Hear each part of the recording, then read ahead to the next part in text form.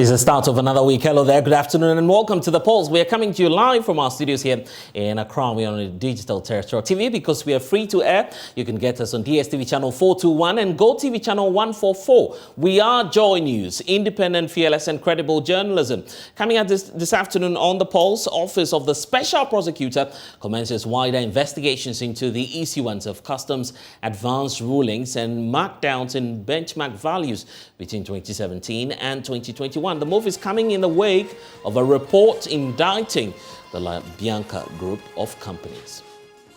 Prosecution, that's what he must do, not to say that they should do further investigations up to 20. We'll get you some details. And as the Public Utilities and Regulatory Commission announces an upward adjustment of electricity tariffs as well as that of water, we'll hear from consumers on how they're bracing up in the wake of an economic meltdown. Meanwhile, the regulator says the new tariffs will take effect from September this year. Tariff is actually for the hairdressers, for the organizers, the carpenters. And the reason being that previous years we had a tariff structure that made utilities industry pay high. And still ahead, former parliamentary candidate of the New Patriotic Party, Hobson Adoye, apologizes for stoking ethnocentric sentiments over the weekend as thousands poured onto the streets of Kumasi, mounting pressure on Minister for Trade and Industry, Alan Kojo-Tremantin, to run as presidential candidate of the governing New Patriotic Party. President Akufo-Addo came, he picked Dr. Bawumia Dombo. So you can see the constant position of Dombo. But when Buzia is there, Dankwa will be out. When Dankwa comes, Buzia. And be sure that we'll get some reactions to that controversial statement here on The Pulse. It's brought to you by the Global Communities Nignilu Affordable Safe Sanitation. Remember that this afternoon we're streaming live on YouTube and all of our social media handles is at JoyNews on TV. I'm blessed to come. Thanks for choosing us. Well, this afternoon, you need to get ready because you will be paying more for water and electricity in the coming days. The Public Utilities and Regulatory Commission has announced an upward adjustment of electricity tariff by some 27.15% and water by 21.55%. Executive Secretary of PURC, Dr. Ishmael Aka, says a new tariff will be taking effect from September this year, and this to help service providers stay afloat. To begin with, we divided the proposal into two. We have the operational side, operational expenditure, and this includes human resource, operations and maintenance and others. For that one, we didn't touch it because the utilities need these to survive. They need to pay people, they need to employ and all that. But when it comes to the capital expenditure, which was quite bigger, we took a number of decisions. One of them is that one of the main components of the capital expenditure is depreciation. Another one is the return on equity. Then we have investments and others. When you take the depreciation, some of these companies, in fact, all of them, they revalued their assets. And when you do the revaluation, you calculate your depreciation on the value you got, and you submitted it. We realized that most of them use what we call the gross replacement method in estimating the depreciation. But the gross depreciation method has some disadvantages. One of them is that the assets, a percentage of that asset has been paid for. For instance, asset you invested in 2012. You've charged depreciation from that time till now. So if we want to do depreciation now, we need to at least take what has been paid for out so that we know the remaining value and then we charge on it. So we did that. Again, some utilities also put in their proposals that they owe government. And government took some loans and gave them online loans. And government has asked them to pay. So if they are to pay, then they are going to put it in their tariff. So again, we decided to engage the government, that this is what they are saying. The government said it is true, but at least for this year, the regulated year, they are not expecting any money from them. So what it means is that we take that out. When it comes to return on equity, we decided to disaggregate the assets into three. Assets that were financed by government, assets that were financed by the utilities themselves, and assets that were financed by grants. Those that were financed by the government, The government is to get return on equity because the government is the owner. Government can say that zero that return on equity, and that is what we did.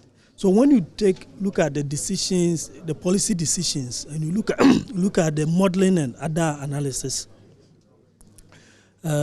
we took some of these things out, and that is why the figure came down. But clearly, we engaged the utilities this morning before the announcement. They've asked a number of questions. Some of them can be addressed through the quarterly adjustment. So, for instance, the exchange rate. By the time we're making this decision, we didn't make the decision today. We had, let's say, an exchange rate figure. 1 month after that, that figure has changed. But we are using more like the previous figure. So there will be some under recoveries. So these ones have been taken on board, and they're going to adjust the tariff when we do the quarterly adjustment next quarter. By 1st September, what we've just announced will take effect.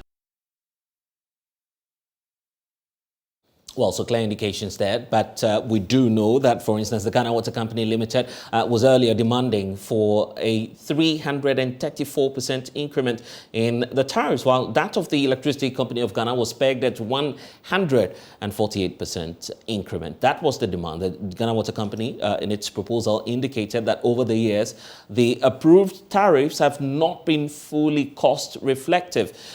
Well, we'll be engaging the ECG and the Ghana Water Company shortly to find out what their reaction is to this new tariff adjustment and as to whether or not it's sufficient. But first, data analyst and a member of our research desk, Kofi Ajay, joins me via Zoom to break down the figures. First of all, Kofi, let's start off with the summary of the approved new tariffs. What's it looking like, and what are we likely to pay as consumers? Well, so there is, clear difference between what these utility companies requested for and what they actually got. So, for instance, we have the Ghana Water Company that requested for 334% upward adjustment of their tariffs, and then we saw them getting just 21.55%. That's way. There's kind of like a variation between what they requested for and what they actually got. If you also look at Electricity Company of Ghana, they requested for more than 140% upward adjustment, and we saw they had just 22.15%. And so those are some of the key highlights of PRC's presentation. But as to what the normal consumer or the person who is using the utility will pay. That's the ultimate concern, right? Exactly, it's the ultimate concern. So if you're someone, I engage them and I said, usually Ghanaians consume between, in terms of electricity, Ghanaians consume between 0 to 300 kilowatts per hour. And then when you are calculating the tariff, we have what we call the energy charge, and then also the service charge. And so the service charge is actually fixed, where the energy charge varies depending on the amount of energy you are actually consuming. So if you take someone who is consuming, that person is not on the lifeline, tangent, and the person is consuming between 0 to 300 megawatts per hour. That person usually formerly was paying 65 pesos per kilowatt hour, but now we'll be paying 89 kilowatts per hour, and we'll have to pay an additional service charge of 10 cedis, 73 pesos. Usually the service charge was 7 cedis, 45 pesos. And if you look at non-residential, customers, they were formerly paying, the energy charge was 79 pesos. And then now they will be paying 73 pesos. Their service charge formerly was 12 cedis, 42 pesos, and it hasn't changed. It's still the same 4 cedi, 42 pesos. Blessed. We know that, for instance, if you take a look at the lifeline range, that has also been slashed. So is it the case that those who consume less may be favored in the new arrangement that we have? Well, in ECG's pricing, I'm talking about electricity, they do what we call price discrimination. And so if you're a consumer in Accra, you don't expect to pay the same as someone who is in maybe a village in the, probably in the Ashanti region or elsewhere. And it all depends on the amount of units you consume in a month. And so formally, if you consume between 0 to 50, kilowatt hour, we classified you to be, we put you on the lifeline, tangent, or you qualify to be in the lifeline range or a lifeline consumer. But now this has been slashed from the 0 to 50 that we used to know to 0 to 30.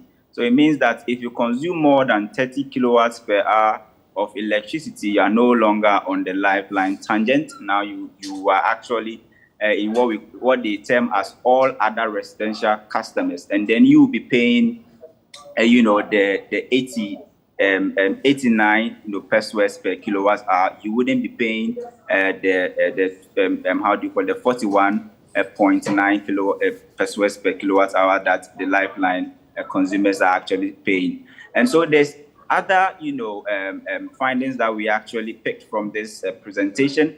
The fact that now those who are actually using electricity for production or industrial purpose are now paying slightly less than, consumers who are using them as for residential purpose.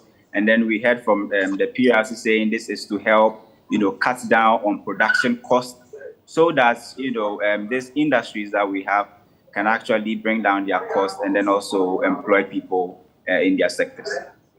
How about water? Well, water, we do not, I haven't seen any classification as lifeline. But what we do know is that water, in terms of the consumption, it's actually ranges between 5 cubic meters, which is about 5,000 liters of water consumption.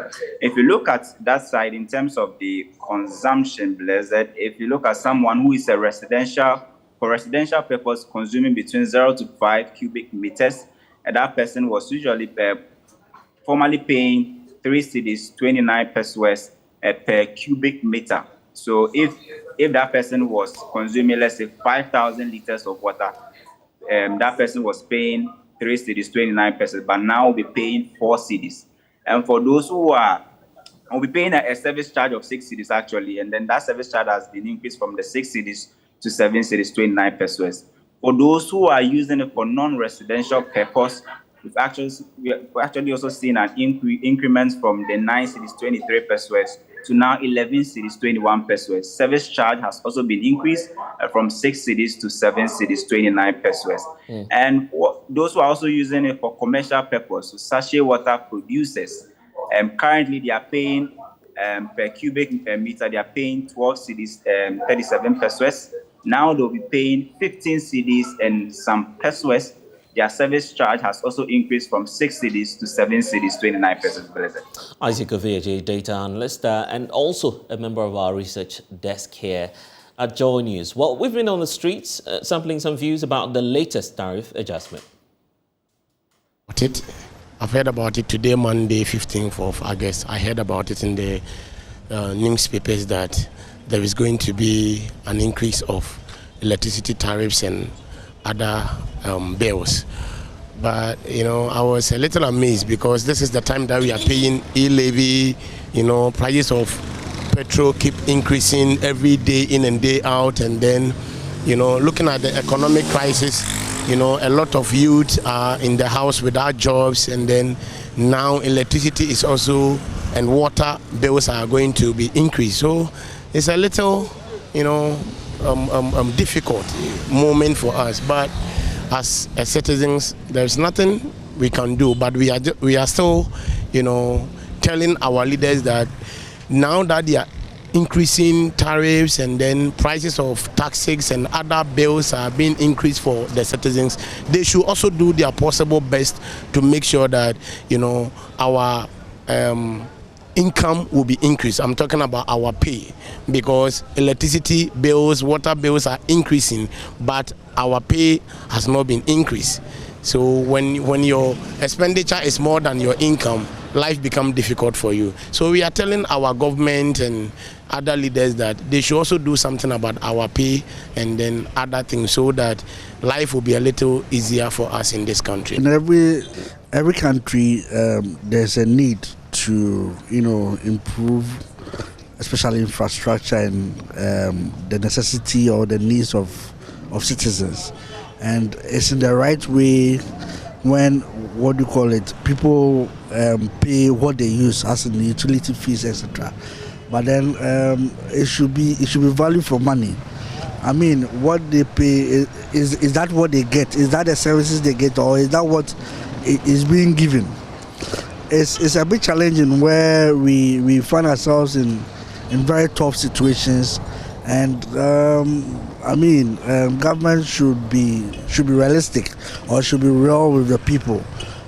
Things are tough, so increasing tariffs, increasing bills, I don't think as it stands now is the right way to go. He should work on loosening the economy and making things a bit flexible. That is when we can talk about increasing tariffs. But for now, it's not really realistic. Things are a bit tough, and it's going to put more strains on the citizens. I think we can't bear it. We can't bear it anymore, because looking at the economic hardship and looking at the way the city is also rising, and people are having a lot of problems in Ghana now. We can't even eat. We can't even feed ourselves. How much more the tariffs going up? We can't pay. It is unbearable. It is not fine. We can't stand it. I think what we'll be doing is, now we ourselves will be putting our electricity off, our fridges off, and be rationalizing like the way it was before. We put it off in the morning, and then in the evening we just put it on, because there's no way we can bear it. The prices are too high for us. But that's the only way we can do to maintain our money. Even though what we put in the fridges will be like it will spoil, but we can't bear it now. It is too expensive. Life is too costly now these days. We can't bear it. Well, some of the concerns there on the streets of Accra. Let's bring in our Kofi Capito, Chief Executive Officer of the Consumer Protection Agency. Kofi, you were, of course, right there through the process when the PURC was engaging stakeholders on coming to terms with the final figures. It appears that they've done quite a great job looking at the significant demands coming through from ECG and the Ghana Water Company. What do you think? Our viewers or your listeners. Yes, PRC did their best, but like the saying go, their best was not good enough. In a sense that we all were expecting some increase, very minimum increase, even though it's gone down from over 100 plus percent to 20 something percent. The question is, can Ghanaians really afford, or consumers really afford this increase? The gentlemen were saying things that I agree. I've told some of the board members when I called them today that, listen, everything is going up in Ghana except salaries. And without salaries going up to be able to pay for these new high prices, I don't know what is going to happen. Let me tell you, I'm a little bit surprised that after increasing the actual cost, PURC also increased the service fees. To me, I think they could have done away with the service fee, because you've increased the main source of the price of the utility. So for you to tell me that their services should also be increased, I find it a little bit disturbing. And break that down for the average viewer who may not really be in tune with the technicalities. So what would what will be the implication of the service increment?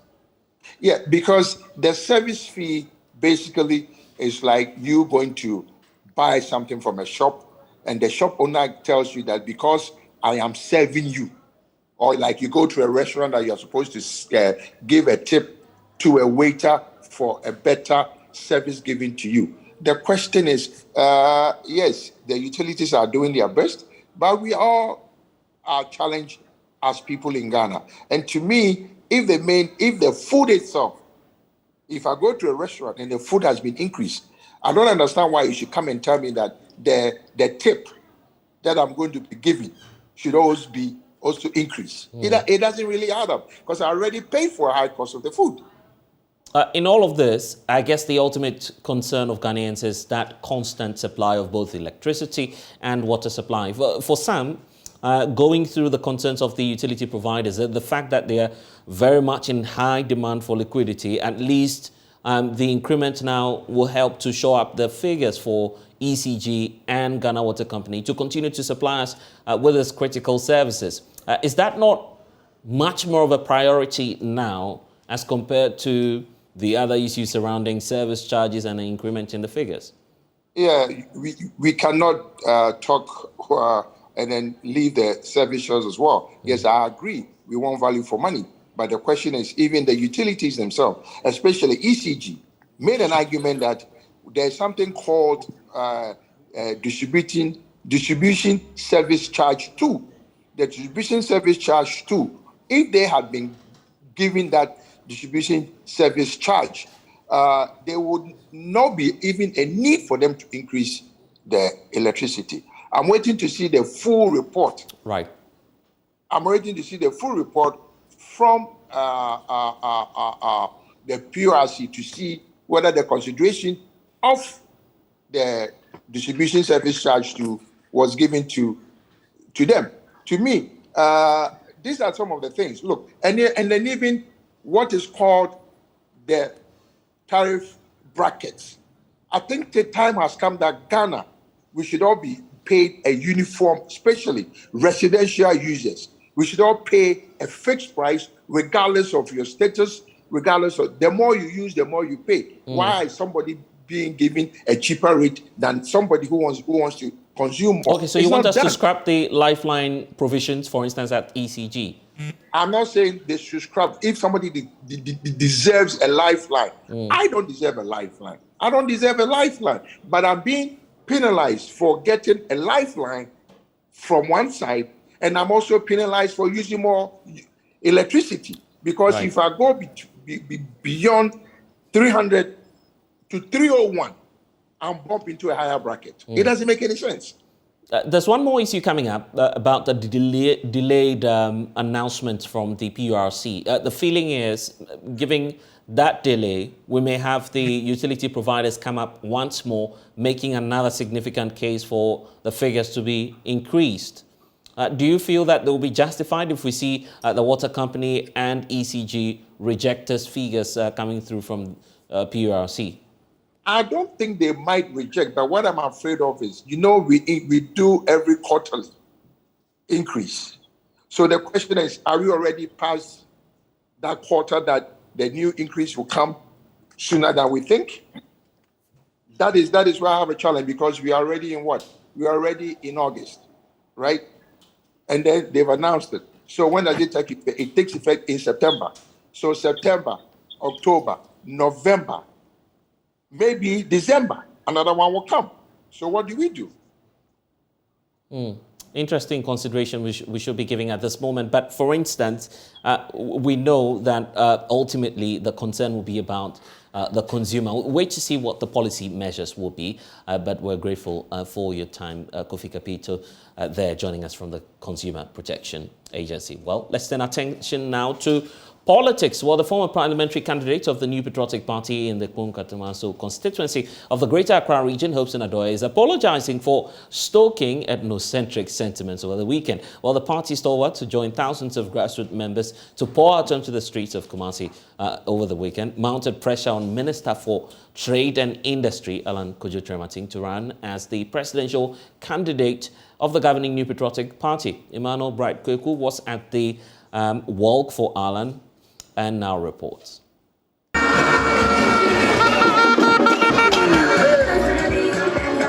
So this has been the Edruoso Health Walk by some party faithfuls of the New Patriotic Party who are yearning for the coming of the Trades Minister Alan Kojo Tremantin to lead the party in the next general elections. They've been thronging some principal streets of Kumasi, right from the Bekwai roundabout through to Bantama, one of the powerhouse of the NPP during the elections.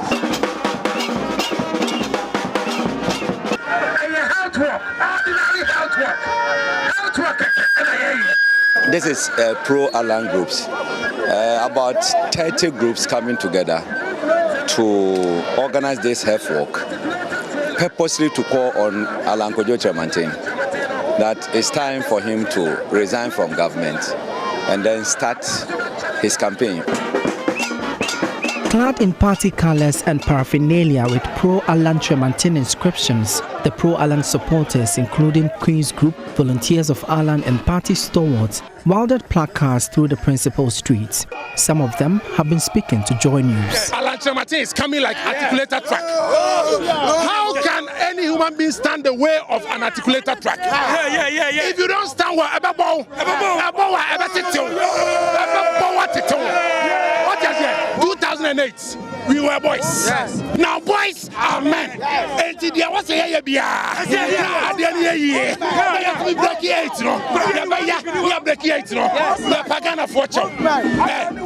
no one is perfect. Baby,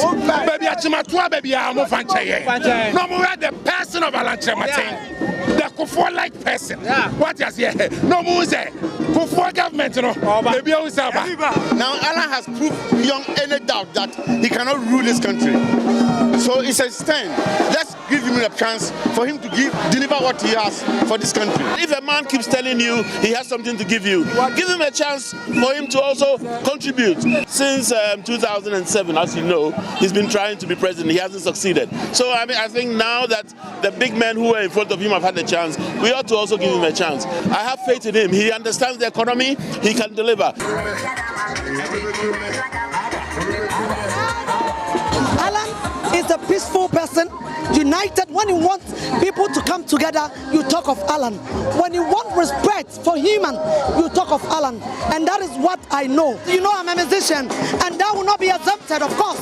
Definitely we want to do something for him. Me about time. Nana Kufuor Dubai or the free education. Ebaye. Alan ni pa obetimi ato free education so. Na wetimi aboa ama adwuma.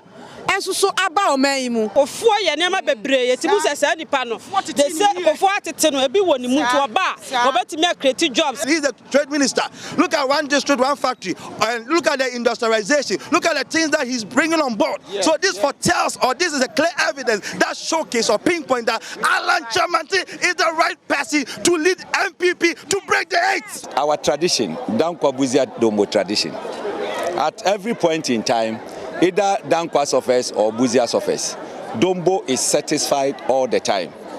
1992, Adubuahi came. He came with one Alaji Yusuf. I've forgotten the name. He's from Dombo. John Ajekum Kufuor came. He picked Aliu Mahama, Dombo. President Akufo-Addo came. He picked Dr. Bawumia, Dombo. So you can see the constant position of Dombo. But when Buzia is there, Dankwa will be out. When Dankwa comes, Buzia is out. So why do they want us to jump the gun? No, the tradition must go on. So this has been a riveting health walk, and the party faithfuls say this is just an ordinary health walk. But when it comes to the rally, we should anticipate something more. From here at the Heroes Park of the Barbara Sports Stadium, my name is Emmanuel Bright Kweku. Yeah, and those very comments by Hobson Adoy is beginning to spark some tension within the governing New Patriotic Party. The man at the center of this has issued a statement apologizing to leadership of the party in the wake of some threats that he may be sanctioned. So let's bring you excerpts of the concerns and the statement also issued by Hobson Adoye a while ago, apologizing to the New Patriotic Party. So it's a press release signed by the former Member of Parliament, the former parliamentary candidate for the Kun Kantamanso constituency. He indicates that as much as it is not his nature, it definitely was not my intention to create this misunderstanding. I take full responsibility for my actions and sincerely apologize to all who are offended. I take the opportunity to state categorically that I am neither an operations director for Alan Kyerematen nor aware of any such campaign team created. As Santaman has spoken, Alan Kyerematen is the NPP's unifier and is the best choice for victory in 2024, and I'm at peace with that. So these are the words coming through from Hobson Adoye. In spite of the apology, a pro-party group calling itself the Ashanti Patriots are still barking and stoking that fire. Let's bring in Eric Osei, who's convener for the Ashanti Patriots.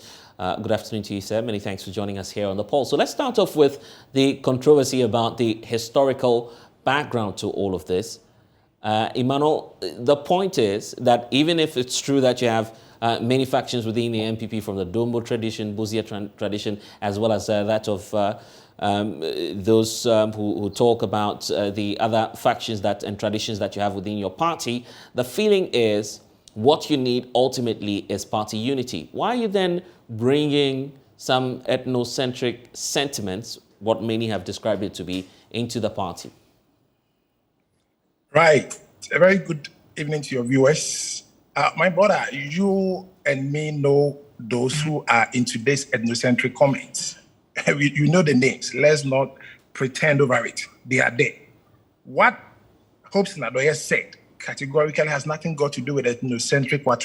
Personally, I feel the Dombo, Dankwa, Busia tenors outlive this relevance. It is not relevant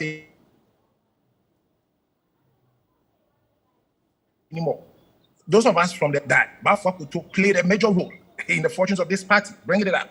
But he's unheard of. If you mention Busia, I don't know why people misconstrue Busia to be an Ashanti or something. He's a Bono, a typical Bono. He has nothing got to do with Ashanti. Dombo is a Northerner. Dankwa is a Chim, or let's say from the Eastern. So what is the place of Ashantis? That is our head. What is the place for Ashantis? Everyone knows. All over the world knows the role Ashantis are playing in the sustenance, to even start with, in the upbringing and sustenance of the New Patriotic Party. So the Dombo, Dankwa, what, to us is irrelevant. It shouldn't be entertained. It should be obliterated completely from the system, because nobody is going to give relevance to it anymore. It doesn't matter. What matters is how best we can come together as a party to get a formidable, somebody who, no one is perfect though, but we can still say somebody with blemish, a candidate who is loved by all, somebody who has what it takes to absorb the shocks that comes with it, and is so mature in politics, and is loved by the people.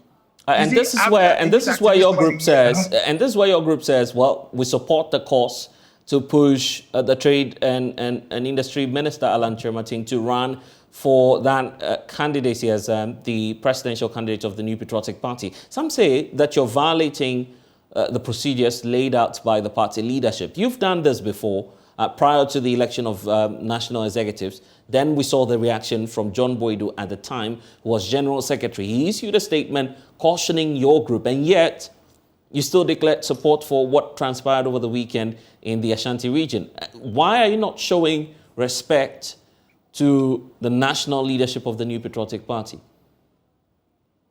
My brother, the reality of the matter is that nobody has acted or traveled any directive from any general secretary. What we did was, you remember some 4 young guys were suspended in Tamale, that they've sat on radio and declared support for Honorable Alan Kyerematen. That is what we came out to organize a press conference to speak against that. Lots of people, if you come to Kumasi, there is a television station called Wuntumi TV, Wuntumi Radio. They have a segment, a program designed to promote the ambition of the vice president. Who is talking about it? Lots of Abna Century, the names were mentioned, Farouk Mahama and all those people. Aminata, Obribwahe, they have all stayed on public spaces to propagate and tell the Ghanaian people that the vice president is the one who is going to succeed the president. Isn't that a violation of what the General Secretary said? It's a question to everybody listening. They have been violating almost everything. But when the young people, the future of the party, comes out to speak, then they can quickly run and say, because you don't have dollars in our pocket, they feel we shouldn't have a voice. I mean, you need to be very fair to the national executives. They've not indicated clearly that it's because of influence peddling. That's why they are cautioning you. They say that time frame and the roadmap has been agreed on by the National Executive Council of your party. So looking at that time frame, it's not, appropriate for you to go ahead and to project some candidates as being in a better position to serve as presidential candidate. You agreed to these terms through the neck of your party. Why not? Most definitely. Yes. We don't have so why not be impatient? Following rules. Yeah, we are actually law-abiding. What we are saying is, around that time that we organized the press conference, you bear me witness to the fact that it was them who were all out with branded cars running through the principal streets of Kumasi, projecting the vice president as the next president of Ghana. That is what we came out. We only came out to let them know that if you are saying that nobody should campaign, then the likes of the names I mentioned, what are you doing to them? You are watching them, you are saying nothing to them, and we can't sit down for one candidate to be unfairly treated, whilst others are projecting other candidates. Yeah, but that's where there may be a challenge. In all of this, the Trade Minister himself, Alan Kyerematen, has not made any public comment to the fact that he wants to run as president. And yet you're going out organizing health walks. To what end particularly? When you've not heard from him stating clearly that he's going to run for president. We've heard from other candidates, at least. We can mention Mr. Kwabena Ejapong. We can talk about Joe Gatti. These are persons, and in fact, Boakye Ejaku, I spoke to earlier this year. These are persons who are on record to have said, will run for president. You're not backing any of these candidates. You're then pushing someone who has not spoken on the matter to run for president. You know, he's a gentle giant. He doesn't like, talking much. He's a doer. He's not a talker or a talkative. You know what? But for us, from where we come from, we know he most definitely is going to be on the train, right? So this health work thing, I don't know why people are misconstruing the whole thing. We are patriots. We are MPP supporters. We want to be fit for the task ahead. Who doesn't know that there is a task ahead? So we are it's a warm-up exercise. We are trying to bring ourselves together. We had a meeting, and the meeting was how best we can mobilize. You saw market women coming out saying that they are all mobilizing money to buy forms for Alan Kyerematen. You get a point. So it was more or less a meeting, but we wanted to organize the meeting in a manner such that we will stay fit as well, so that when the time comes, we will have the muscles and what it takes to rally behind the fantastic gentleman. Don't forget, you see, those of us from Ashanti Patriots, we are sick and tired of fantasy politics in Ghana. People have been doing fantasy politics. We support MPP. They will be supporting and voting and jumping around. Hey, we've won. After 2 years, you ask them, what is the state of your life? Nothing has changed. People also support NDC, the same thing. That is fantasy politics. The man, Alan Kyerematen, is saying to bring something different. He wants to change the fortunes of the young people of this country. After free SHS, what is next? Jobs. He doesn't have your blessings at this moment. In fact, Ima, all that you're doing now could get you kicked out of the New Patriotic Party. You're risking your membership of the party as we speak. You know that. Far from that. If you are getting kicked out, then the likes of the energy minister is going to be kicked out. The Ashanti regional minister is going to be kicked out. Vincent Esifo is going to be kicked out. Even the national organizer is going to be kicked out because they have all been stepping out, making pronouncements, and we have evidence to this effect. So we are not perturbed. We cannot be frightened. You see, politics is part of politics that if you don't take your time, they will try to threaten you, and you mellow, you go into hiding, and then they will be out doing all that is necessary to win them power. We are not going to kowtow to that. We are, like we said in the interview, we used to be boys. Now we are men. And we understand the laws and the workings of the party. So nobody can frighten us or threaten us. We know what we are about. What's in the pipeline and what's next? Are you willing to share? We will keep on mobilizing ourselves behind, closed doors and doing what we're able to do best so that when officially campaign is opened, then we can stick out our neck and tell the Ghanaian people that, hey, as we stay in Ghana today, if you have 70,000 Ghana cedis and somebody says, come for a US green card, I believe you will send it for the green card. Why? Because we believe come what may, should you get out there, you find jobs to do and then make money and then have a living.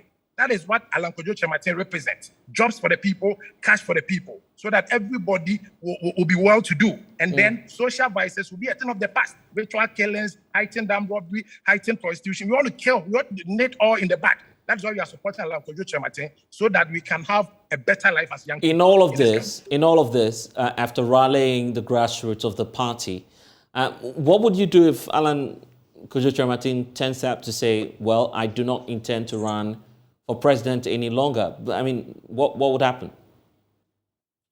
He's coming. In fact, he's in. You know his style. You know that for sure? Yeah, most definitely. Most definitely. No two ways about it. He's in already. Don't worry, he's in. Oh, anyway, I see. But how about party unity and sustaining that ahead of the 2024 elections? You have just about 2 years. And in fact, you still have a social contract as a political party with the people of Ghana. Are you not distracting government from dealing with the crucial matters? There's the economic meltdown, so many challenges facing your NPP government, which many believe could affect your chances in 2024. So why not give chance or space to the government to deal with all of these problems, and then you can talk about Alan later? Well, if you want to know who is distracting government, is the team of the vice president, who right from January 2021 started mounting posters all over the place, breaking the age, what have you, branding cars and all that. They are distracting government. We spoke against it. If you listen to our press conference held earlier this year carefully, you will know that we were calling for party unity. We were calling that they put the supporters of the vice president to check because they are distracting government business. What they were doing was like that. It was as if we were in 2024 and they had started campaign. We are for party unity. And when we met, if you had been there, you would have known that we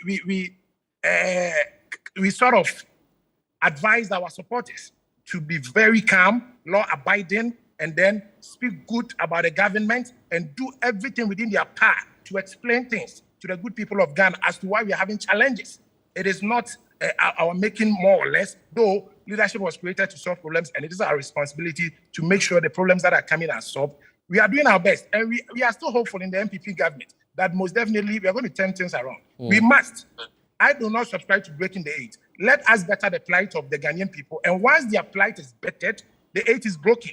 So we of Alan Kyerematen camp, we are not looking at breaking the eight match. We are looking at changing the fortunes of Ghanaians. And once the fortunes are changed, the eight is automatically broken.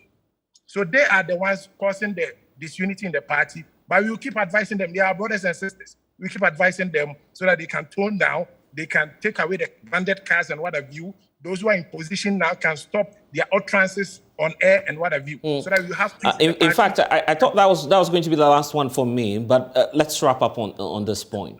What do you say to people who come up to you and say, Alan Kyerematen is also part of the problem because he's serving in government, he's a member of cabinet as we speak? What would be different if he serves as the presidential candidate of the New Patriotic Party?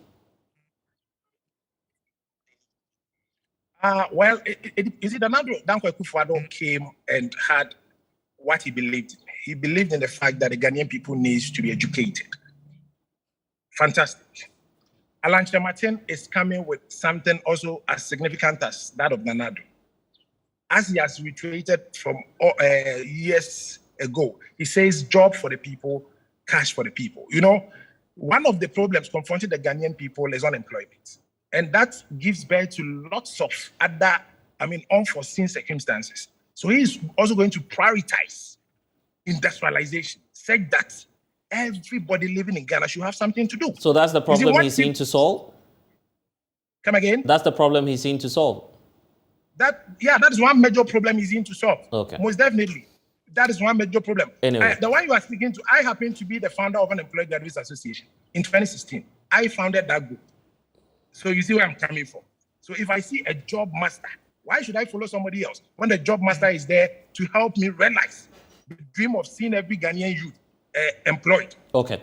We've heard this before. It's part of the political talk, but let's wait and see what it is that will happen in the coming days or years, I should say. Well, most definitely you see something different. Well, I said we are moving away from fantasy politics to Anyway, realism. So you see that. Emmanuel says with the Ashanti Patriot was part of the organizers of last weekend's walk for Alan. I'm grateful for your time. When we return, we'll talk about a group of newly qualified pharmacists who are threatening to halt their housemanship by the end of this year if government fails to settle all outstanding arrears. It's coming up here on The Pulse. Please stay.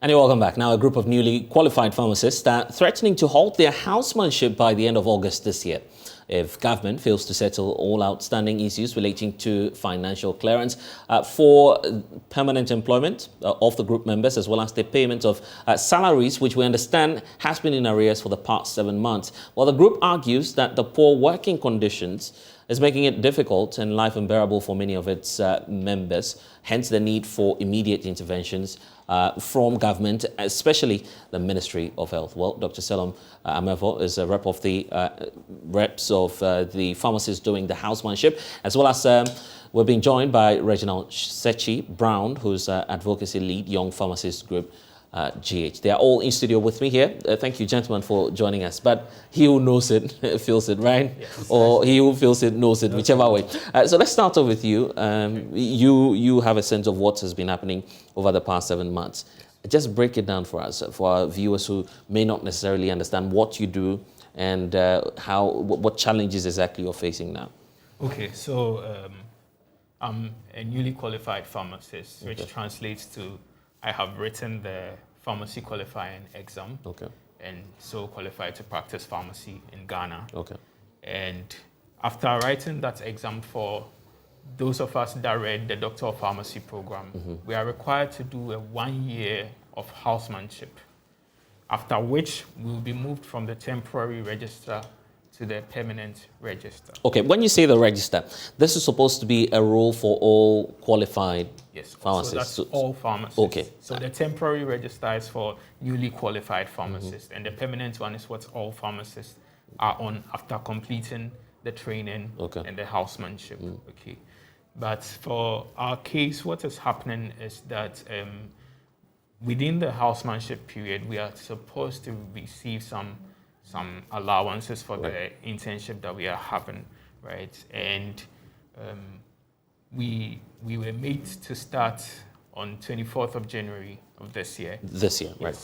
Prior to starting, we had some concerns about whether we had our clearance ready, when we were going to get our appointment letters, because we know that in previous years, for previous batches of PharmDs, they had to face similar issues where their appointment letters and clearance delayed for a while. But those delays were just for a few weeks or some 1-2 months. They get their appointment letters and then their salaries follow later on. Okay, so this allowance that we're talking about is supposed to be paid at the end of every month. Yes. That's how it's supposed to be. Yes, so from January till where we are today, nothing has been paid. Nothing. How have you been surviving as members of this group? So for some of us, we are still relying on our parents, and it gets harder each day to have trained, to have put your ward through school for 6 years, and then we come back after 7 months. You are still going to work every blessed day, and you are asking your parents for money. Some of us have had to borrow money, and we can't borrow again. Okay. Because you're not sure if it will even come. Sure and the payback period may be a challenge. But Reginald, help us understand this. I mean, you have that experience. I'm sure you went through a similar process. How long does it take for new, is it a newly recruit or newly qualified pharmacist to get onto the permanent register he's talking about? Yeah, so when you, thank you for the opportunity. So when you look at the Health Professions Regulatory Bodies Act, 2013 Act 857, precisely we have what we call the temporary register and then the permanent register. Like Selim rightly intimated, what happens is that when you qualify as a pharmacist, you need to do a mandatory 1-year service in a dedicated facility, right? In a dedicated facility. So, and that is per the Health Professions Regulatory Bodies Act, specifically Act 85 and then Section 85 and then Section 86 respectively. So that should take you a year to do that mandatory 1-year service for you to transition from the temporary register onto the permanent register. But once you're serving, you're entitled to this allowance they're talking about. Precisely. So if is that amount paid on a monthly basis, or sometimes due to the economic conditions, you have some variations in the payment? Yes. Does it happen? So there were two. I will try and paint two scenarios. Okay. So in my case, I did the Bachelor of Pharmacy. Okay. So SEDEM's batch, they did what we call the PharmD, which is a 6-year program. So Ghana has now transitioned from the Bachelor of Pharmacy, which hitherto was a 4-year program, to now a 6-year program, which is the Doctor of Pharmacy. So basically, they are doctors now. So yes. So it's a course running, a doctoral course for those becoming pharmacists, right? Precisely. Okay. Precisely. So that's what, for instance, happens in the United States, right? Okay. So it's a doctoral program for 6 years. But of course, these are pharmacists, right?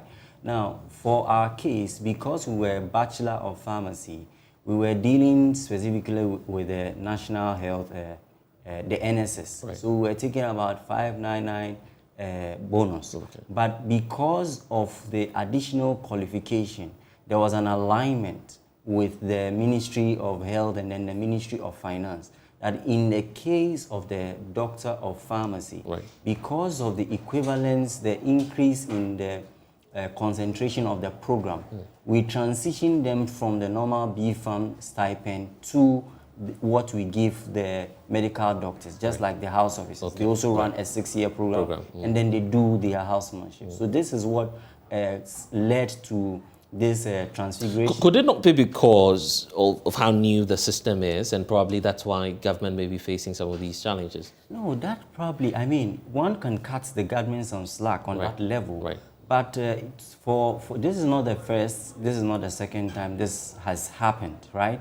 And in their case, admittedly, government is not in the best of positions. But for young pharmacists, right, to work for close to almost 8 months, absent salary.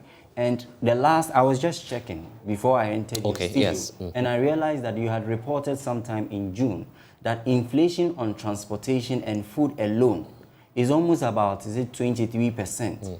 Now, if they were even borrowing... And now even that figure has shot changed. Right. You see, has changed. So if they were borrowing from someone who had something out of sympathy given to them, now that would even be difficult from whoever they are borrowing from. But let me bring in Selim at this point. Have you made attempts to reach out to, say, the Ministry of Health? I guess that's the supervising agency, right? Yes, please. So with attempts to reach the authorities, like I mentioned before, even before we wrote the qualifying exam, we asked about it. We asked the Pharmacy Council. Okay. So after that, we have been reaching out to the various stakeholders. And our mouthpiece is for pharmacists in Ghana, the Pharmaceutical Society of Ghana, and for young pharmacists through the Young Pharmacists Group, right? So we have been reaching out. We have been doing the follow-ups over the months, and we keep hearing, we are working on it, we are working on it.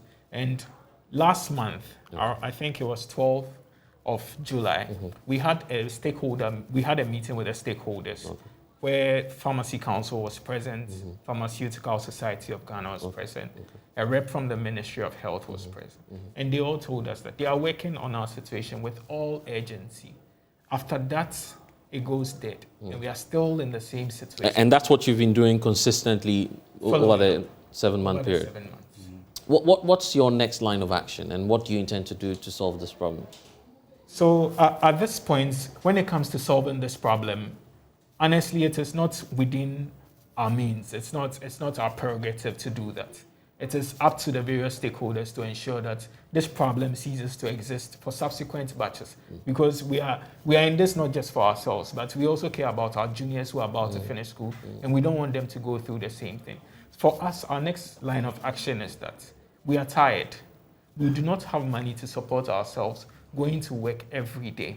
So we would want to stay at home. When this issue is resolved, then we resume and finish up the number of months left for the 1-year mandatory housemanship. Do you have a sense of the number of people involved as we speak?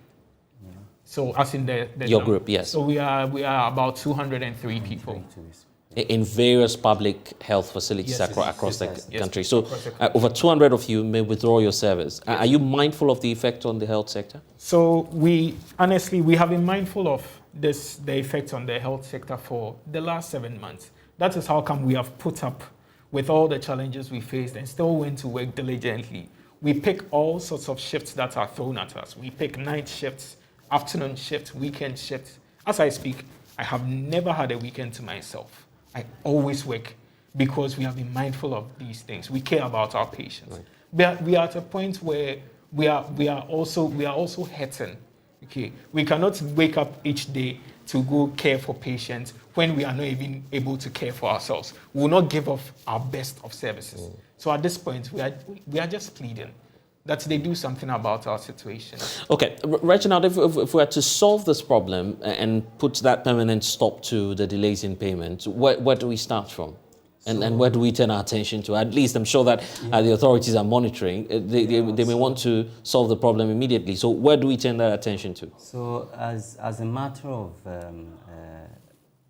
urgency, first, there has to, looking at the situation now, we have to find at least some form of stipend for the house officers who have diligently kept their fidelity to the Ghanaian people. Because as our motto as a profession intimates, that's the friends of the human race. Like Selom said, they could have decided to halt their service right from the first or the second or the third month. But their patients lingered on for 7 months and still counting. And even with this decision, it has come at a point where there's no other option to explore, hence this decision. But to avert this from happening in the future, first, there has to be a very robust collaboration between our pharmacy council, where once the PharmDs have written their exams, the letter is immediately sent to the Ministry of Finance, where the clearance will be transparently done and then expeditiously executed. Right. For the monies to be released to the family. So we need a long-term policy to deal with what's happening now. But we need to go. Let me give the final minute to you, Selom, to just speak to the authorities and make that passionate appeal and make your case once more.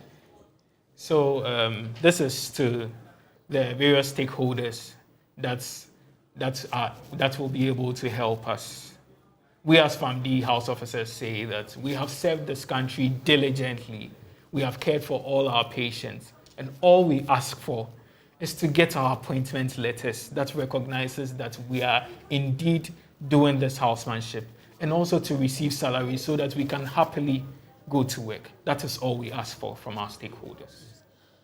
Anyway, Selom and Reginald, I'm grateful for your time. But this afternoon as well, government is unveiling some plans to phase out the appointment of head teachers based on the number of years they've served as teachers with the creation of the National Education Institute. Now, according to the Ministry of Education, many student leaders sometimes have close to no training at all for that role. And their decision in 10 may collapse the schools and agencies. And that's why Michael Ashade has been monitoring this new reform by the Education Ministry and now reports.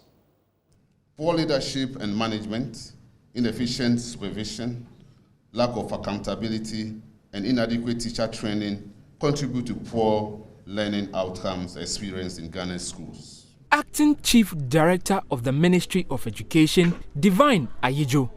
He reveals that in most cases, teachers who become leaders in educational institutions don't have the requisite training to efficiently handle the associated responsibilities, resulting in bad outcomes. Many school leaders have not undergone professional preparation for their role beyond their years of experience teaching in the classroom, which impacts children's learning outcomes. The Ministry of Education intends to reform the quality and the pathways into school leadership, from basing the pathway to becoming a head teacher on years of service to enabling earlier career teachers who demonstrate quality teaching and learning and leadership talent to become head teachers sooner.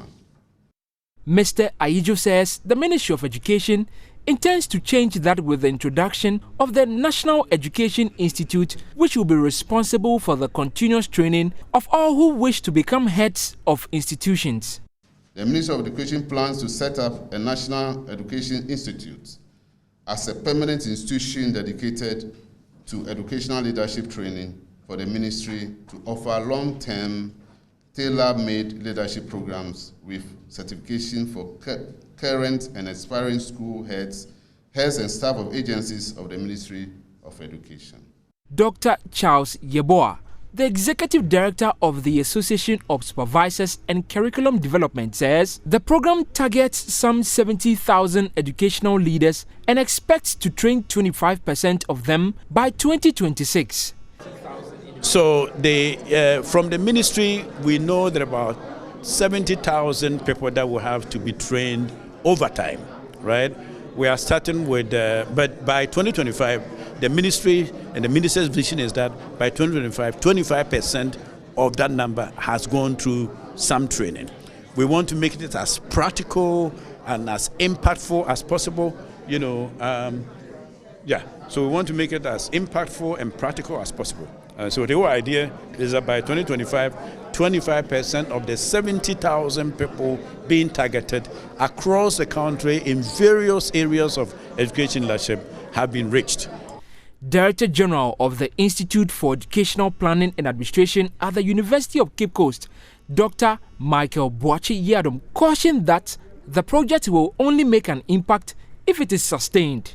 Sustainability. We must ensure that the program is sustainable.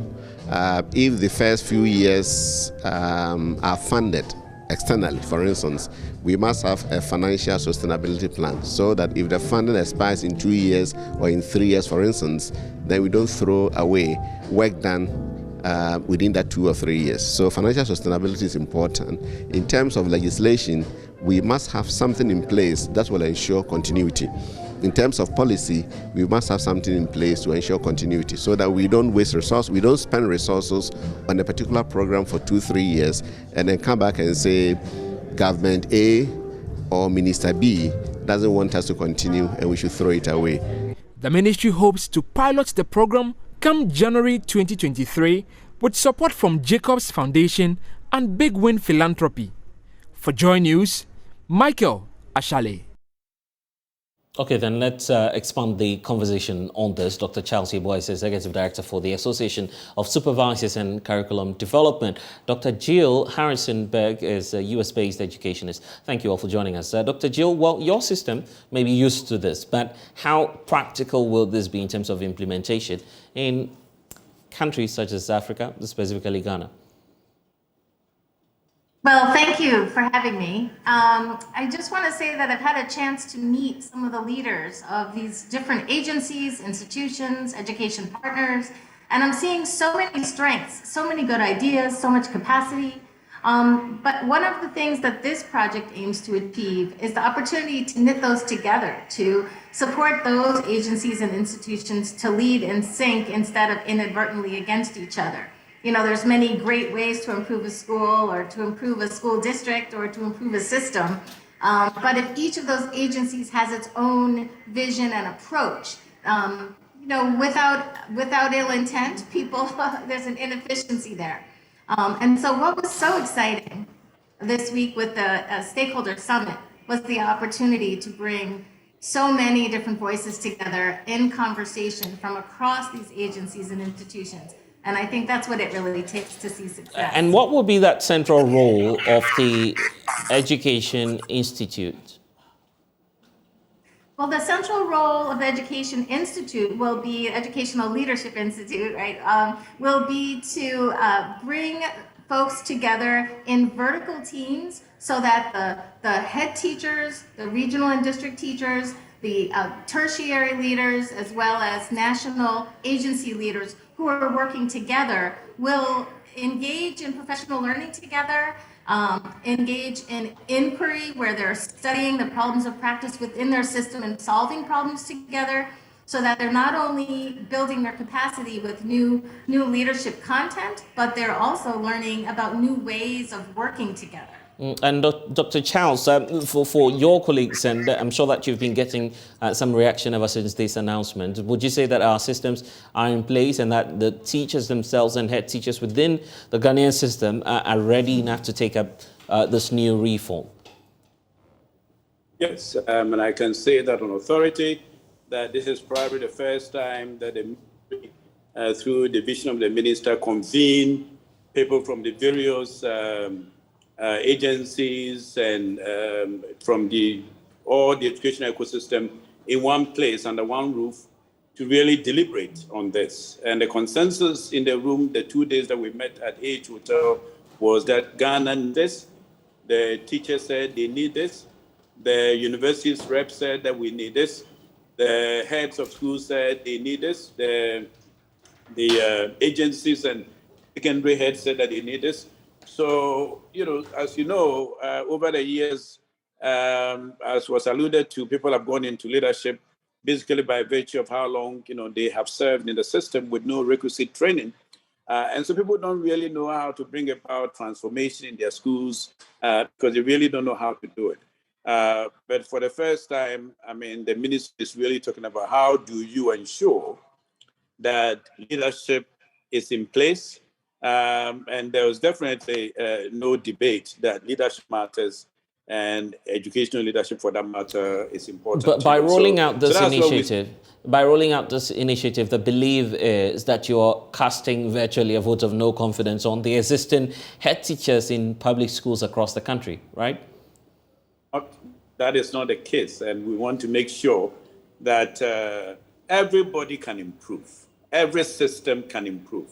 Even the systems overseas, and I'm sure that Abel can speak to that, that even the systems in the US, the systems in, and I'll tell you, I operate private schools. So I'm the founder, co-founder and director of international community schools across, the country, where, we have raised millions of dollars and invested millions of dollars across the country. Even within the private sector, leadership is not there for, for a lot of us, that come into leadership.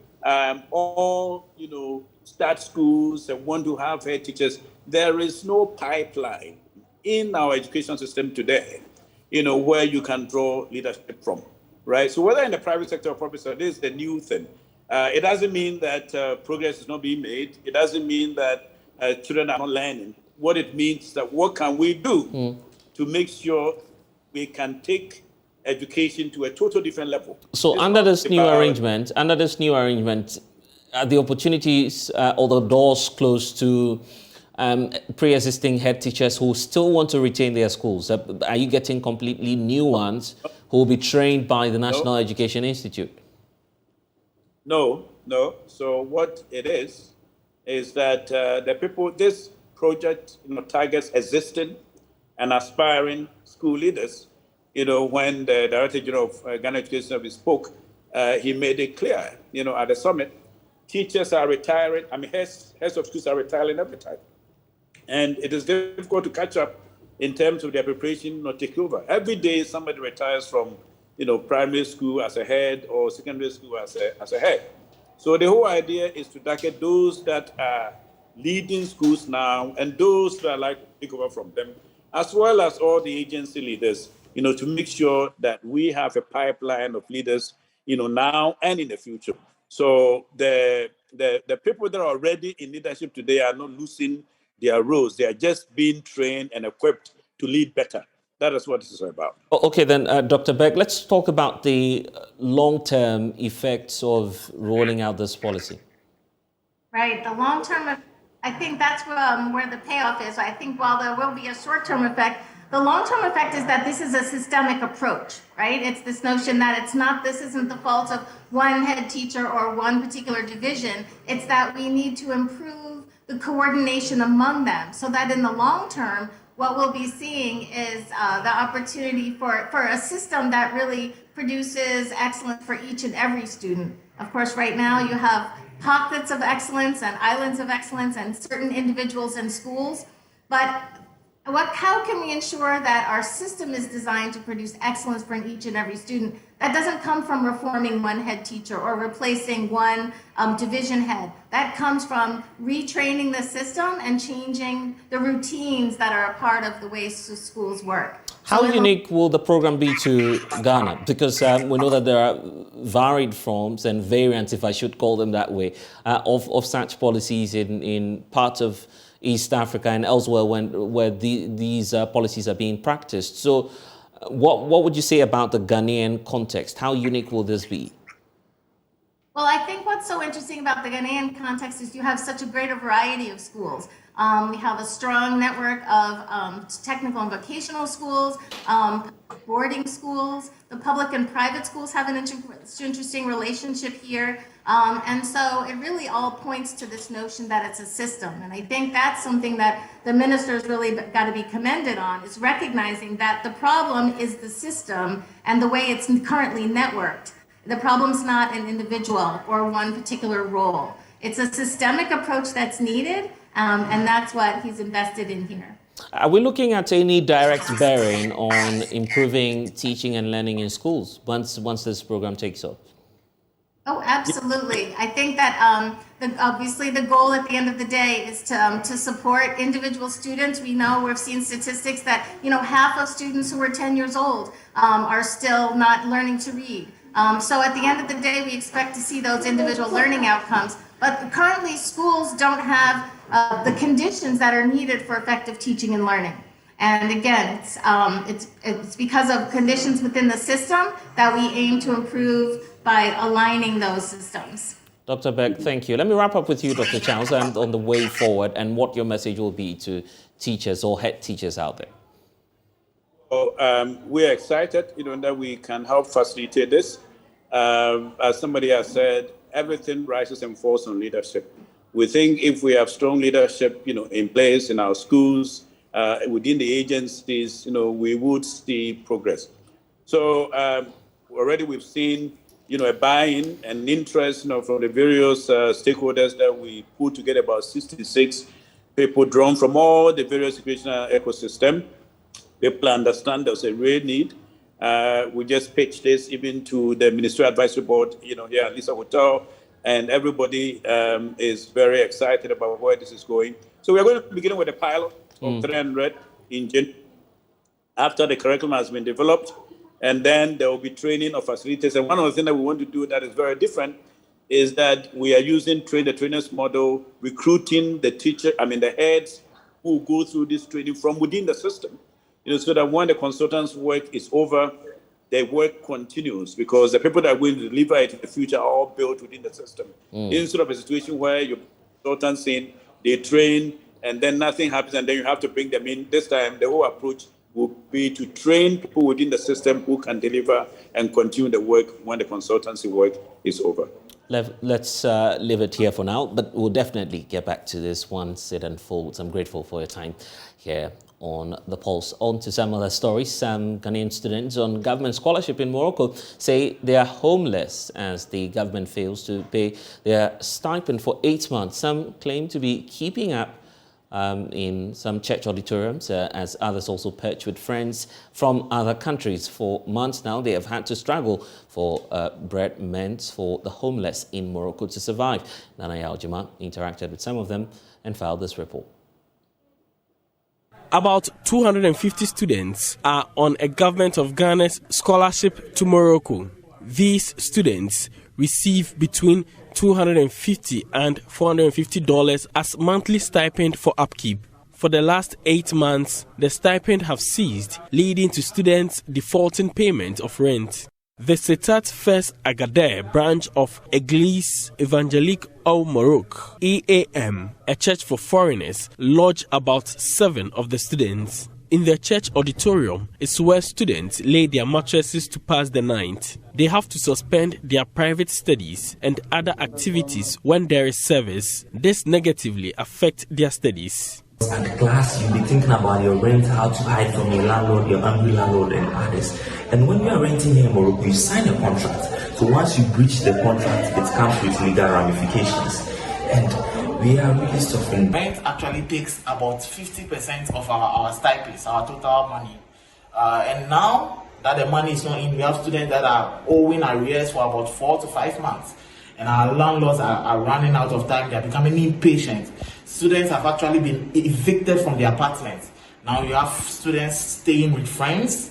Others are also staying in other church facilities and other things. It's really getting really sad. Some of these students are feeding on bread provided for the homeless. The fortunate ones rely on friends from other countries for food. Feeding is one of the challenges that we are facing here in Morocco. Students borrow from shops. Students eat on credit. Students borrow from other nationalities to buy food stuff. And now they borrow so that when they borrow again, they don't give them money to buy food again. This bread is our lifesaver in Morocco because some kind vendors will be good enough to give you this bread for free because it's cheap. Others also put it on the street for the mad people and homeless people. So once you are passing, you take it early in the morning, you wake up fresh, hot, you go and take it and you add water to it. So this is what we are surviving on currently in Morocco. Students will actually need to depend on friends and other nationalities for food. These days when you get to the apartments of friends, they begin to even close their doors because they think you are in to beg for food. We are pleading with the government that you should actually come to our aid. Some students who are done with their studies are stranded since they owe rent and other services. According to the students, the health of some of them keep deteriorating due to the poor living conditions. In fact, one guy had to use his passport as an collateral. So we explained to the embassy, telling them this is what is going on, and the guy cannot go. The next day, we were surprised to have a ticket bought for the guy to go home. And the ticket was bought on Tuesday, and he was supposed to leave on Saturday without them giving him the money to settle. I was surprised. So I had to go to the guy's landlord and use my passport to exchange for the guy. And as I speak to you now, the guy is in the house, but he has the debt that I have to pay for that debt now. It's so sad. Now, what surprises me is that the embassy knows the system in Morocco. They know that Morocco, once you are owing, they log you on. When they log you on, wherever you go, they will arrest. In fact, once you get to the airport, they will arrest you. You have to pay. Though efforts have been made to reach Ghana's mission in Rabat, the students are yet to receive the needed support. Until urgent steps are taken, many of the students will continue living in poverty in Morocco. For JoyNews, Nanaya Ojima reporting. And back here, the Minority and the Health Committee is calling on government to immediately withdraw an alleged directive to colleges of health which seeks to reverse 30% of admission sports for government to fill. According to the ranking member of the Health Committee, Kwabena Minta Akando, government has directed the schools not to also admit more than 50% of its capacity and says it's due to government's inability to pay allowances as well as plans to populate the schools with unqualified protocol students. We, the minority in Parliament, are deeply concerned about the Ministry of Health's recent policy and administrative directive to heads of nursing training colleges, which has resulted in the Council of Health Training Institutions ordering an immediate and infinite suspension of admissions into their colleges. Per information reaching us, part of these new administrative directives require nursing training institutions to reserve a minimum of 30% of their total admissions for the Ministry of Health to complete. The reasons for these reservations or the process by which the ministry expects to admit trainees into training colleges are currently undisclosed. We see these new directives as an attempt by government to clear a path that makes room for protocol admissions of party apparatchiks, candidates with deep pockets, and those who, under normal circumstances, will not gain admissions to get access to these training colleges. This, we believe, is a recipe for the unbridled corruption that has recently characterized all admissions into government institutions, be it the police service, military recruitment, teacher training schools, and now nursing training colleges. Certainly, this must not be allowed to continue. Per official communications from the Ministry of Health to nursing training colleges, colleges are now restricted to admit not more than 50% of their capacities. Underlying this restrictive admission directive is government's inability to back its manifesto promise with the financial commitment required. These restrictions on intake into nursing training colleges smacks of policy incoherence and pure insensitivity. How can government claim to be improving access to nursing training by giving trainee allowances and, on the other hand, institute restrictive quotas to reduce same admissions by over 50%? Again, is it not insensitive to implement a free SHS policy that is expected to increase SHS graduates and then restrict access to tertiary education in nursing training colleges? Well, it is the voting powerhouse of the New Patriotic Party, amassing over 80,000 votes in the last presidential elections. But the Mamponting, capital of the Fija Kwabere municipality, has no single kilometer of tarred road after detaching itself from the district 5 years ago. Weekly maintenance at the feeding shop is taking a chunk of drivers. Daily sales and food vendors are also reeling from the impact of the deplorable roads. Emmanuel Bright-Koku spoke with some of the residents and now reports. It's a yielding to a sweltering afternoon as they go about their daily activities at the town centre. Residents of Dumanafo are saddled by the deplorable road links in the community. From one dangerous way to dodging a beckoning pothole, motor users have to carefully navigate the kilometre stretch of untarred road. It's an onerous task for commercial transport drivers at Mampontain taxi rank, one consuming much of their already diminutive fuel volumes. Every bumper, every move, you have to use only first gear and second gear. You cannot work faster on the road, and therefore to go and come and get the next income, you cannot. So always you have to take so many minutes on the way before you come back. And if there are people you should have picked on the road or at the station, you might have lost them, coupled with the effect of high price of fuel. It is very, very bad. So every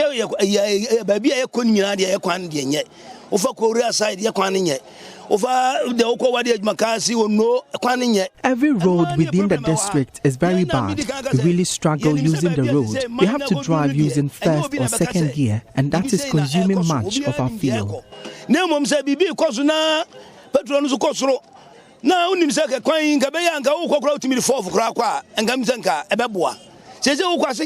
Second first, and you top patron good kind of Masia and Petronasa. Tiaquano Yadia, and come say, and Gababoyama Petron, the Betobianos, Ebetima Boy. Not only are they reeling from the exorbitant fuel price, but a weekly maintenance and servicing of their vehicles is scraping a chunk of their sales. Every week, beer, maintenance. Every week, beer, auto absorber, auto shaft.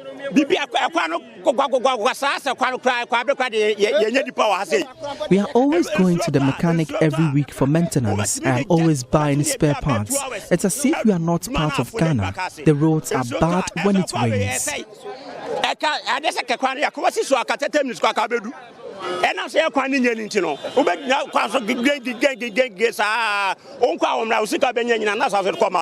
you can I any? Is it come as no 100 cities at time and touch you or Mazi? 100 cities will not correct to my Mazi. 100 Ghana cities can't even buy anything at Swami Magazine. Everything is expensive now. To desire petrol. Yenya coffee and Jumana and the end to be dear. And I may just sank a jai with Sabano Moya. The road, stretching from Dumanafo, links the Mampontin township to the renowned Bonrekinte town and the warriors' land of Ejuso. The once-tarred road, ridiculed by potholes, was graded for a new road construction, but residents say its current state is worse off than before. Food vendors are not only battling to rid their dishes of flies, but dust too. Salima Fuseni sells a variety of local cuisines on the stretch.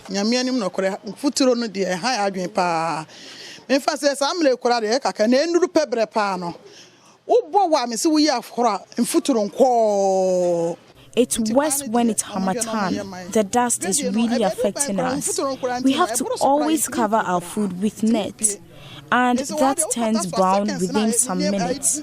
We always have to help the school children cross the road when it rains. The government should come to our aid.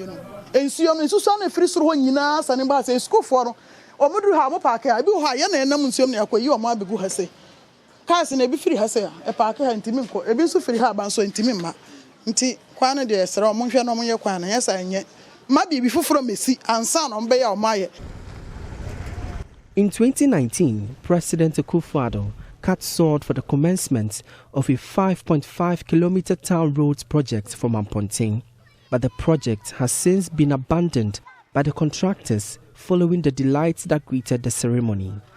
The local traditional council is unhappy that the people's highest percentage of votes for the ruling NPP could not earn them access to good roads. Barry Masase Ayeboafo II is the chief of Mamponting. Mamponting is the only municipal capital in the country without a single kilometer of tarred road. Since it was carved out of the Seche district 35 years ago, we are greatly disappointed, and it is important to communicate the fact that a sword-cutting event in October 2019 by His Excellency Nana Addo Dankwa Akufo-Addo for the commencement of a 5.5-kilometer town roads project for Mamponting was immediately abandoned by the contractor after the fanfare and excitement that greeted that ceremony. The sad part of this short-lived project is that the uncovered dugout trenches left abandoned by the contractor has been posing danger to the town folks, claiming victims, especially women and children. There are numerous victims, some with serious impairment, currently at the hospitals, with a lady victim at the theater and emergency unit of the Konfuanoche Theater. We certainly cannot be enthused with this development. As faded as the colors on this huge billboard of the incumbent Member of Parliament for the area and the President, so is the heart of the many electorates gradually losing their love for the ruling New Patriotic Party. For JoyNews, Emmanuel Bright Kweku reporting. A two-day continuous heavy rain in the northern region has caused harm to some communities in the Kumbungu district of the northern region. One of such communities which got flooded after the heavy rains is the Silimboma community. People's houses and properties have been lost to the flooding. Over 16 houses have been destroyed, with 6 completely destroyed. JoyNews' northern regional correspondent Martina Bugri has more. A visually impaired woman, Mohammed Zainab, has lost all her belongings, including the 150 Ghana cedis she had struggled to save to pay for her daughter's fees. In a confused state, she tries to gather her thoughts to make sense. She says she's lost everything, including where to sleep and what to eat.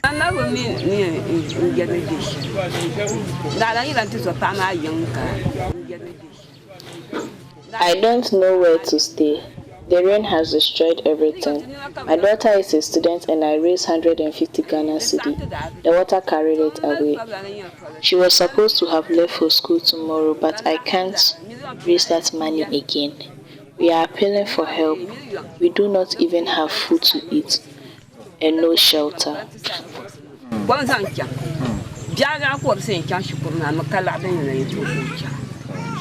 A pregnant woman, Alhassan Salamatu, said she lost everything and items she had gathered for her marriage ceremony. According to her, Her husband was interested in helping rescue them instead of the items, and somebody picked the bag and emptied it. When the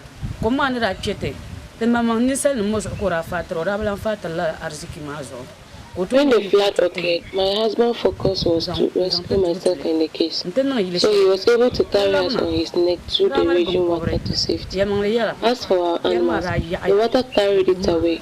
The bag containing my clothes, someone stole it, and even the clothes I'm wearing, it had been given to me by a kind person.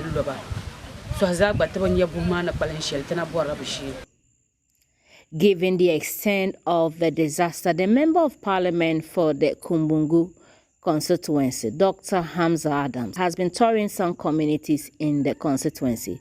He attributed the floods to the construction of the Tolong-Belong Road. Dr. Hamza said government must resource the National Disaster Management Organization to be able to reach out to people in distress. We have been told that the flooding has occurred as a result of the construction of the Umbongo-Belong Road. During the construction, the contractor did not make enough drains. He did not create enough drains for water to pass through. So as a result of that, the water has been blocked, resulting in the flooding of the entire community. I want to believe that if actions or steps are not taken to attend to this, the resulting consequences will be very sad to talk about. So I want to appeal to highways. Highways must immediately call the contractor back aside. And I think one thing I said, and I want to stress, is that NADMO is not giving the needed resources. So government must take steps to provide resources to NADMO so that once they have the capacity to provide, I'm sure they will not have any excuse to drag their feet when the situation arises.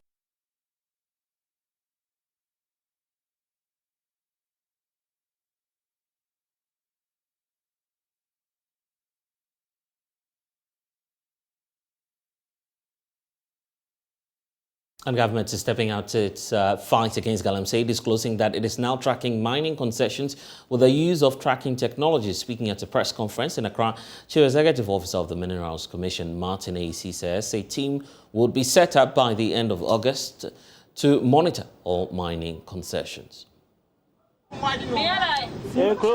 Despite claims that government efforts to stop galamsey have failed, the Minerals Commission maintains that it is now more determined than ever to clamp down on perpetrators as it strengthens policies to regulate mining concessions. Martin Ayisi is the CEO of the Minerals Commission.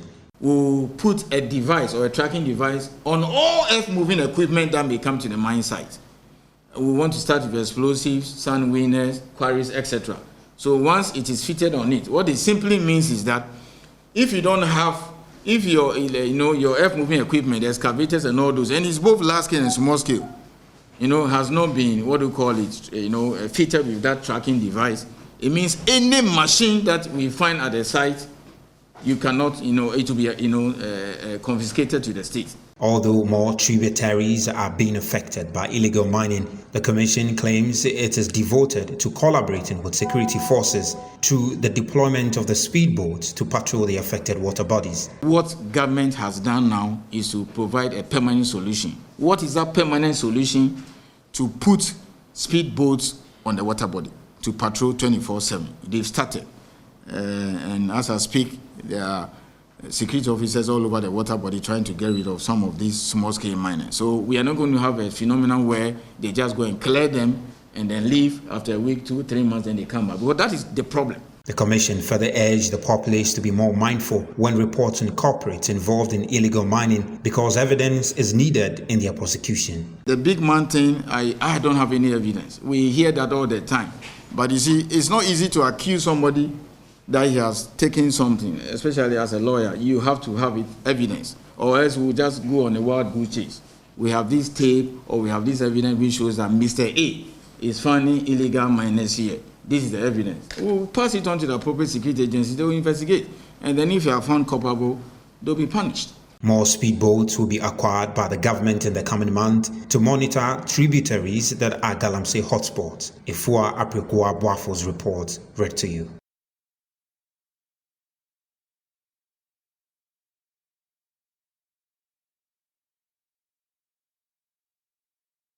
Well, so let's bring you some updates because the Office of the Special Prosecutor has commenced wider investigations into the circumstances of customs avoidance rulings and markdowns in benchmark values between 2017 and 2021. The move comes in the wake of a report indicting the La Bianca Group of companies, a Ghanaian firm wholly owned by Mr. Sumahini, who doubles as a member of the Council of State. Although the Office of the Special Prosecutor retrieved some 1 million cedis from the company, a new statement from Kisi Ejabeng reveals that there may be a complete audit of customs valuations since 2017. So let's bring you excerpts of that statement from the Office of the Special Prosecutor. Meanwhile, the Customs Staff Association is raising issues with the posture of the Office of the Special Prosecutor towards the leadership of the Customs Division.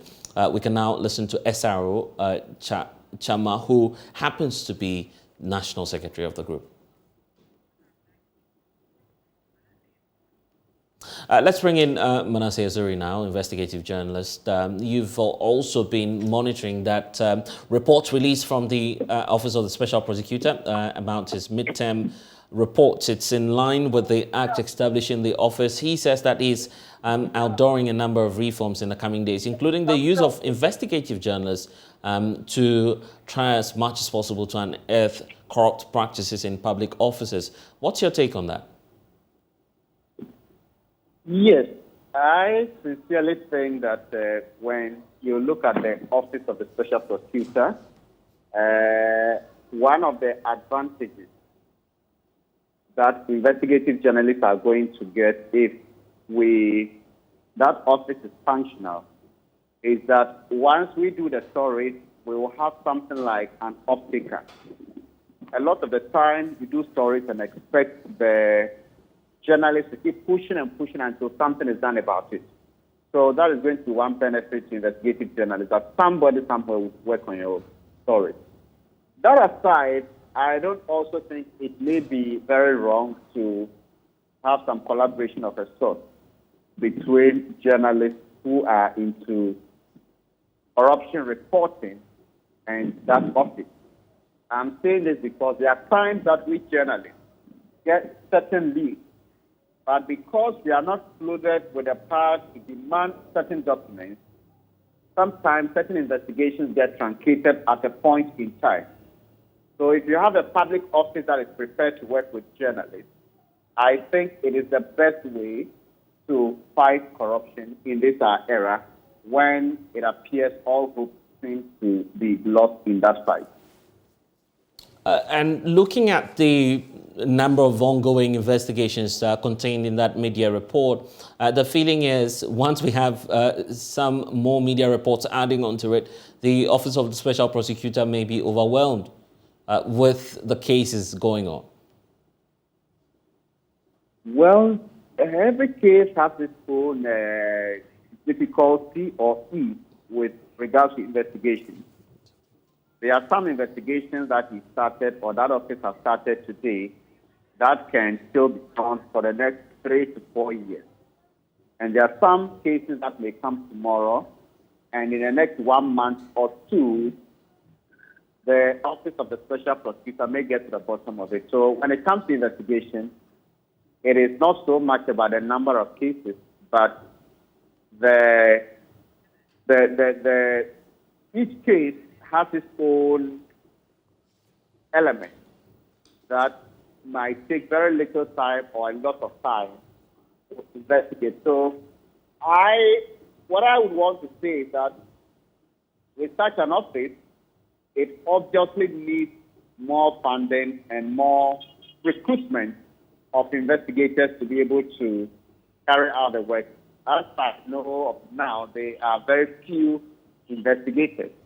And with time, when the office is able to produce a lot of results, you find many Ghanaians volunteering information for corruption, and also those analysts who do corruption-related stories are likely to do stories that would end up with the Office of the Special Prosecutor. So there will definitely be more people than they have now. Anyway, I will run out of time. Thank you so much for your time, Manasseh Azari, the investigative journalist, joining us here on The Pulse. But it's a wrap for the program today. I am Blessed Sogah. Log on to myjoyonline.com. We have updates for you there. Next.